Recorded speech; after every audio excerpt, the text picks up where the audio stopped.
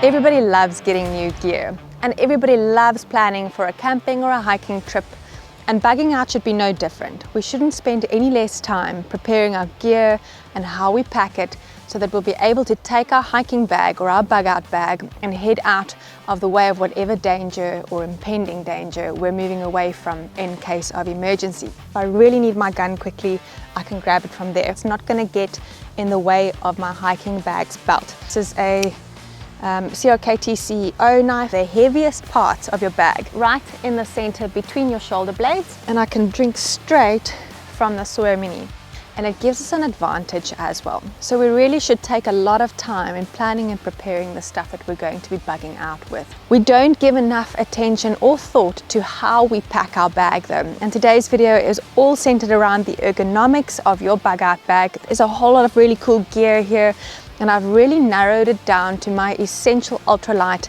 packing kit, the stuff that I take with me if I'm hiking into the bush and I'm going on a bush camp.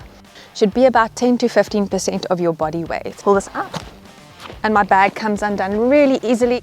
So stay tuned, and I'm going to share with you my absolute essential bug out kit and how to pack your bag in such a way that you're going to save yourself the backache. I'm Clarice, welcome to the Live Ready channel.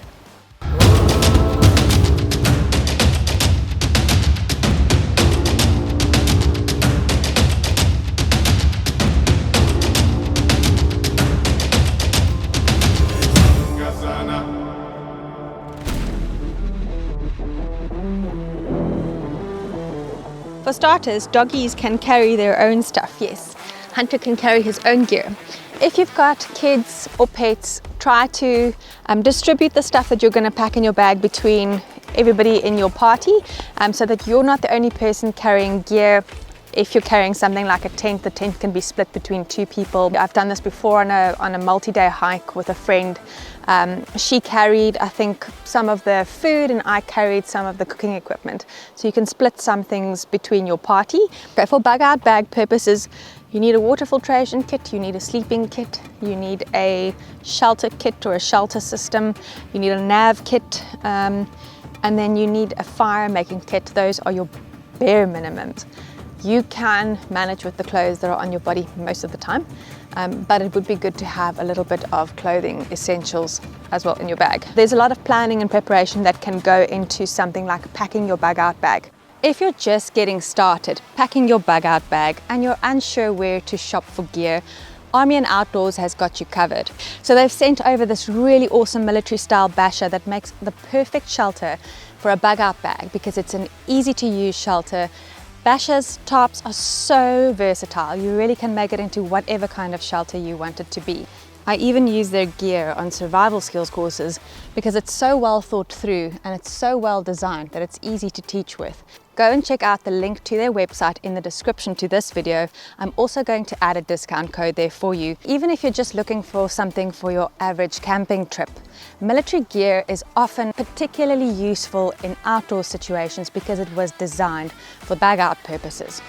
The reason we want to do it this way is because we don't want to overtax ourselves. You don't want to get an injury, a back injury or something like that. And if you've already got an existing back injury or a knee injury, this is going to be really important for you. So the very first consideration in packing a bug out bag is to get a good bug out bag.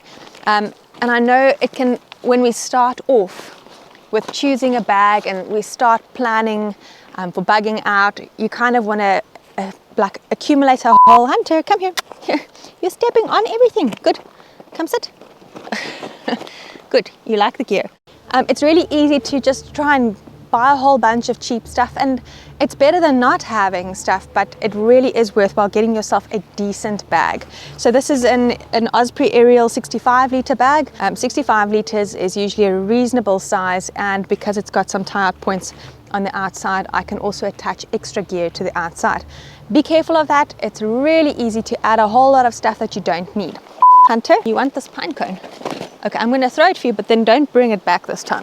There. The very first thing that usually comes out of my bag is a little marlin spike hitch. Or it's actually the paracord as well as the marlin spike.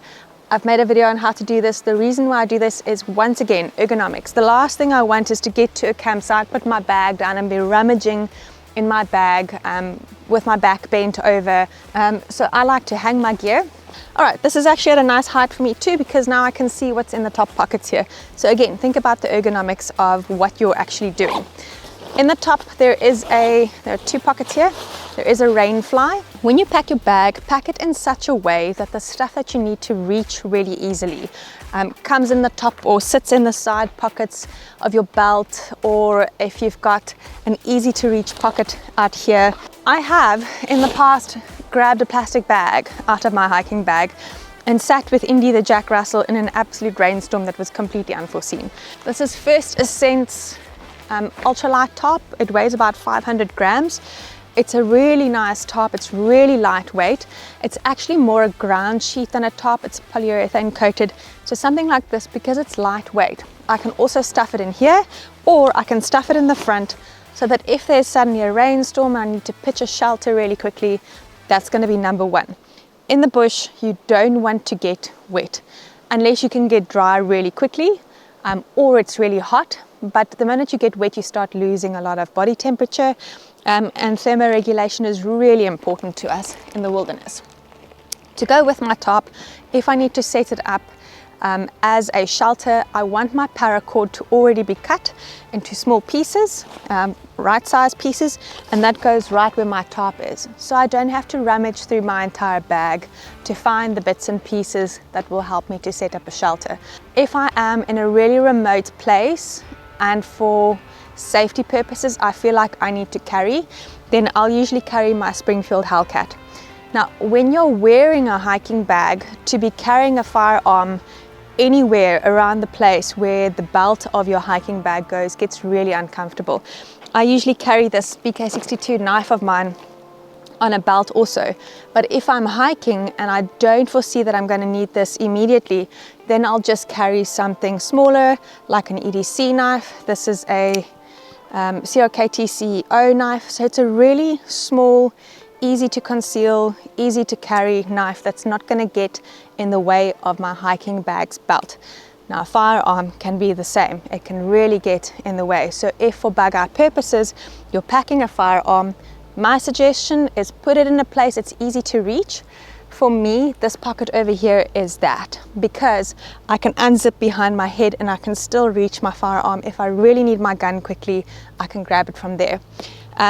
It's not something that everybody is going to carry, but it would depend on the situation that you find yourself in. Okay, so that's waterproof gear. Knives and things like that, also tools that you want to reach easily. I'd put in an easy to reach place. Just guard against weight.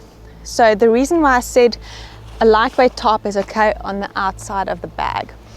Ideally, you want things like your water bladder and the heaviest parts of your bag to be right in the center between your shoulder blades, and medium weight things can go on your lower back. Everything else that is lightweight goes towards the outside of the bag, so that the most of the weight is carried between your shoulder blades and it is supported by your lower back. So your vertebral column is supporting that weight, rather than it being on a shoulder or it being far away from your body, because then you get pulled over backwards and you're going to end up with backache. Hunter, are you having a good time? This is a burner. So the air gun for today's purpose is going to also go in the top bag. It would actually be better putting it in the second to top bag, because that's easy to reach, and I can also feel what's first and second pocket behind me, so that would go there. Now let's start with the heavyweight stuff from here. For the inside of my bag, what is heaviest is going to go way at the back against my shoulder blades, like I said, and that's usually why you have a water bladder right against your back. So we can put this one in, and it has got a nice little clip that keeps it from sagging down, which is really nice about a decent bag, is it makes things like the water tube or the water pipe from your water bladder easily accessible once you put it just here on your shoulder. And what that does is it keeps you moving rather than stopping to take out a water bottle. So if you've got a water bladder, then it evenly distributes the weight between your shoulder blades. It's easy to reach, and it's also not a very heavy item to carry. So again, we're going ultralight here. We're going to reduce the weight that we're carrying so that we save our back. On a recent trip into the bush with Hunter, I was carrying this First Ascent tent. Now this is a 3 kg tent. It is an ultralight tent, but it is a really nice, properly kitted dome tent. You don't have to have such a robust shelter. You can take something like a top. I'd recommend a lightweight or an ultralight top. The only thing with ultralight gear is you do sacrifice a little bit on the durability of the shelter. If it's ultralight, it's not that much, but it's not going to be as durable as, say, this top is. But I wouldn't really want to carry this. Unless it's my only shelter system and that's all I need, then this top that I'm standing on would be perfectly fine. All right, so now you can see that I've got 2 compartments in here, and I'm going to put the tent right here against my back, and underneath that, in this compartment, I'm going to put some of these other things that are slightly lighter or sort of medium weight. Okay, let's just, at the bottom here, I can stack an extra pair of shoes, which generally I don't carry. I'll carry like a pair of hiking boots and a pair of flip-flops. So I want kind of medium to light-ish weight here, so my clothing is a good option there. All right, for clothing, especially if you think you're going to have to trek through a river, always put it in a waterproof bag. There is another option here. So this was literally a plastic packet from my kitchen with a zip seal from my kitchen that I've used to just put my clothing in here. Don't pack a lot of clothing. Pack an extra base layer, a decent jacket, a decent pair of wool socks, and a pair of good hiking boots. For your bugout bag, maybe some undies. That would be helpful. There is another option for a waterproof bag here. This is a Cochlans waterproof bag. Have an extra waterproof bag around because you can use it to collect water for camp purposes. All right, so down here I can put my clothing. Okay, and then I can also put my medical kit in here. Now, medical kits, depending on how big yours is, there's a tiny one over there also. Medical kits tend to have some liquids in them. The reason I don't like carrying a lot of liquids is because they're heavy. So see if you can fill your medical kit with the same sort of products that perform the same function as the ones that do liquids or that are concentrated. So try to keep liquids to a minimum. Also, over time they tend to evaporate and then it's pointless anyway carrying them. So the medical kit can also go in there. And then this can get closed. So now I've got sort of medium to lightweight gear in here. The climate that you're in or that you foresee yourself bagging out in is also going to make a difference here, because you're going to pack different items depending on the climate that you foresee. In the middle of winter, you probably should check that you've got a decent waterproof jacket and a waterproof layer if you've got rainy or wet winters or snow. So that might be heavier, then your clothing might be way heavier and you might want to stuff it in the backpack. Your shelter might be completely different. For bug out purposes, why I think a tent is a good idea. If you've got kids or animals specifically, then having a tent that you can close up, or if there are animals in the environment that would tend to otherwise raid your campsite, then having an enclosed shelter of some sort is a good idea. For long-term bug out purposes, you would in any case build a debris shelter or something like that, because a tent is not going to last forever, neither is a top for that matter. Depending on the quality, might last a bit longer than others. All right, so the tent now goes where I showed you at the back. Okay, the tent now sits over here, and now I can go and pack a whole bunch of things on the side of that too. I like a Dixie tin. It's really versatile. I don't even pack him an extra water bowl. We just share the Dixie tin. I wash it in between sharing it, but we share the Dixie tin. And then there's just a Tupperware that's currently got his food in it that goes in there. So we can put the Dixie tin with food on the side. And then I've got a canteen and a nesting cup that if I do have to have extra water for some reason, I'm going to always take my nesting cup and my canteen. I think you want some water. Hey boy. I like this also because I use it as a kettle, and this can be my bowl, and well, that can be my bowl, and this can be his bowl. But you've got to also plan on behalf of your animals or of anybody else in your party, especially if they aren't able to carry a lot of weight themselves. All right, so that would be canteen cup. This is really heavy to pack in a bug-out bag, by the way. MREs are so cool, but for me, I would say pack one, because in the event that you need to evacuate, your mentality is probably not going to be the happiest mentality. So having a nice warm cooked meal is great. Otherwise, substitute this for just a small gas stove and maybe a couple packets of soup and some protein bars or something like that. That you just get like a decent meal and you still get the nutrients that you need, but you have something warm. You'll be surprised what a difference it makes. You just have a warm cup of coffee or something like that. All right, so the MRE can sit here on the side of that. Snacks can be easy to reach, but things like coffee that you're in any case going to have to make a fire, or you're going to have to get a little gas stove out and make yourself something warm, they can go along with what I call, well, this is my kettle, and the MRE, so that can just live over there. And then if you need a little bit of sugar on the trail, I would keep something like snacks close by. And for that, I've got these tiny pockets on the side, go in my belt. Okay, so I've put most of the important stuff in. Something like a little wash kit or a toiletry kit. I don't pack a lot of toiletries for something like a bush hike. What I do like to do to keep things lightweight is I take samples. If you buy like skincare products online, you always get samples. I take samples in the case where you don't want to have a scent. It's not a good idea because most of them are scented. And something like a washcloth and a toothbrush and a tiny toothpaste and a little bit of like tissues. And that's just about my toiletry kit for going on a hike or on a bush camp. And my toiletry kit can also go in here somewhere where I'm going to need it once I've actually unpacked my bag. So it can actually go underneath here, put it underneath the Dixie. I'd recommend sunblock for toiletry kits though. You can actually get away with very little toiletries. The fire that you make, the ash from an old fire from last night's campfire, is so useful in bug out situations or in camping situations. You can brush your teeth with the ash. It's really good to rub it on your feet so that it dries your feet and your skin out nicely. So take your shoes off once you're at camp, get some of the old ash, rub your feet with that.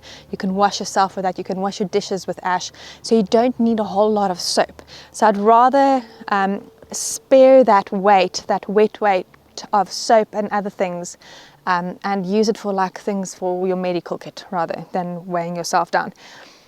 By the way, your hiking bag or your bug out bag, irrespective of which one it is, should be about 10 to 15% of your body weight. More than that and you start taxing your spine a whole lot, and you don't want to end up with back injuries or any other injuries for that matter.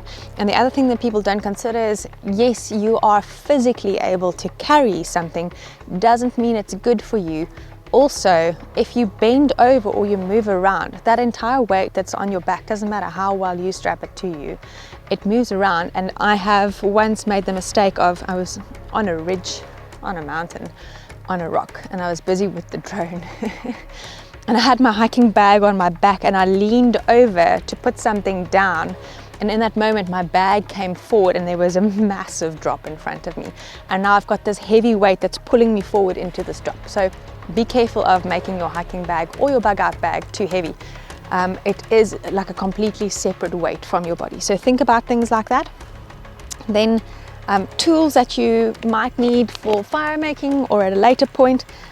I honestly like to secure my gear to loops like these, but you can also now go and stuff them in here. I generally put my fire kit in a waterproof bag. I'll put a towel in a waterproof bag so that if I go through a river, I've got dry clothes which are also in a plastic bag.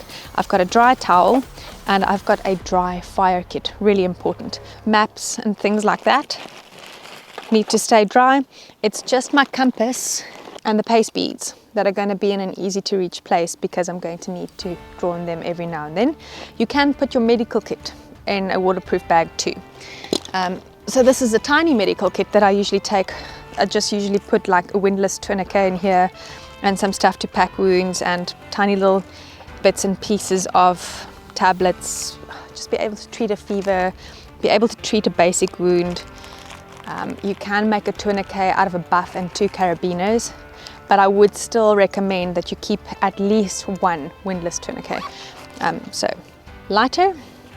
It is ideal to keep 2 lighters in 2 different places. If you lose one bag for some reason, or keep one in a pocket or something like that and one inside your bag, then you've got a spare.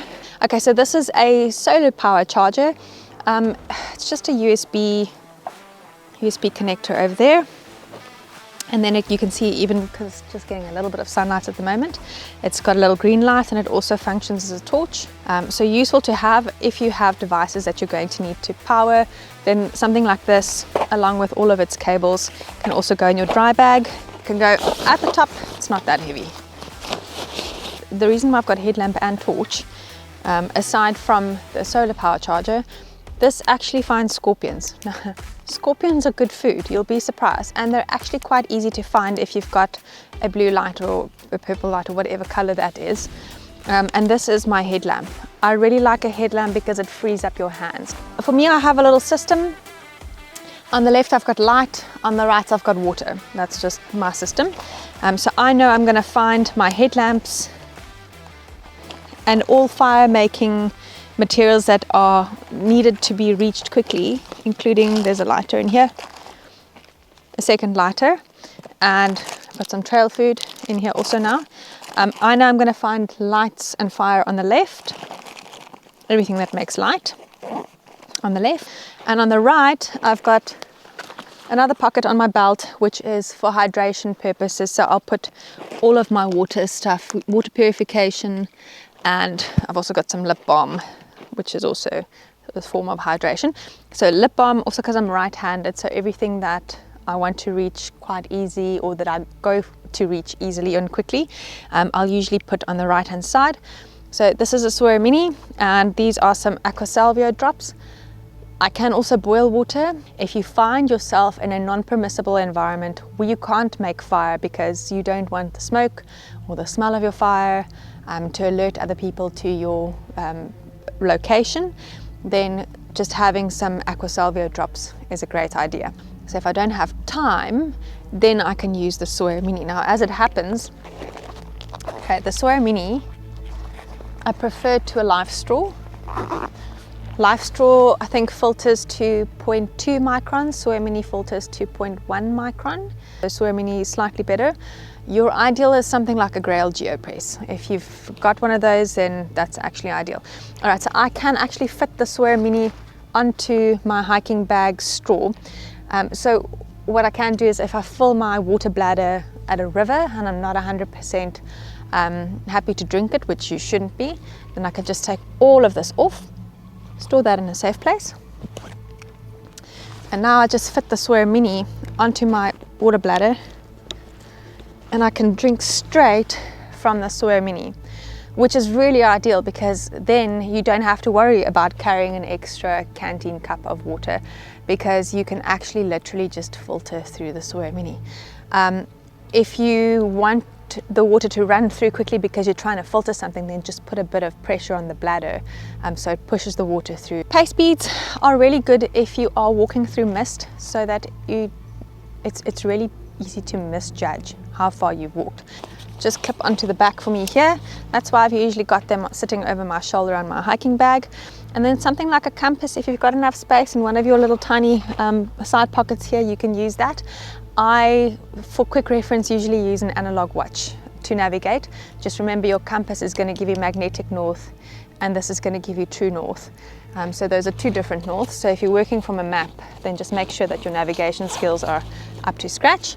So a compass I'm also going to put somewhere easy to reach, just at the top. So along with the waterproof cover for my hiking bag, I'm going to put a clear plastic poncho and an emergency space blanket. Okay, why not a brightly colored plastic poncho? For bug out purposes, you might not want to be brightly colored. If you do want to signal for help, you can use a space blanket, you can make a fire. Somebody on a survival skills course once asked, okay, but what if you're in an environment where you're not allowed to make fire? And one of the guys who was on there is part of the local search and rescue, and he's like, then you make fire, because within 5 minutes there'll be a helicopter circling going, put it out. So There's 100 different ways to signal for help. If you don't want to be found necessarily, then don't make your gear brightly colored. This already is an incredibly bright color. So I've got a clear plastic poncho that I can put over myself and over my bag instead of using this if I have to remain concealed. Then along with my fixed blade knife, which is now sitting at the top here, I use the knife a lot. So if it's not on my belt, I'm really gonna miss it. So I want important gear as well as sharp tools and let's call them weapons along with the firearm. That would be either my gun or the burner that goes in the top. I put important gear, so I've got Silky Pocket Boy, I've got the BK62 knife, and I've got my gun at the top of the bag. If I am carrying a hatchet, which I don't always do, it's usually if I'm going on a bushcraft trip that you can either take a hatchet or a knife. I've made a video on the difference between the two and how you can actually accomplish the same task with both tools. So I'm going to link that video here. It's called Knife versus Hatchet. Go and check that out. There are some really cool things that you can do with a hatchet, really cool things that you can do with a knife. And if you're clever, you can pick either knife or hatchet. You don't have to carry both. It's really going to be up to you. So I like to put my hatchet at the top of my bag, so it always just sits out here on the side, or I can even put it on this side depending on where I want it. A spare waterproof bag, which I'll also put up here with things that are for wet weather. I can always put my tools in the waterproof bag, which I'm not going to need to do now. Certainly don't foresee myself going through a river. If you've got an extra bag, especially if it's something like an oven bag, you can boil water in a bag.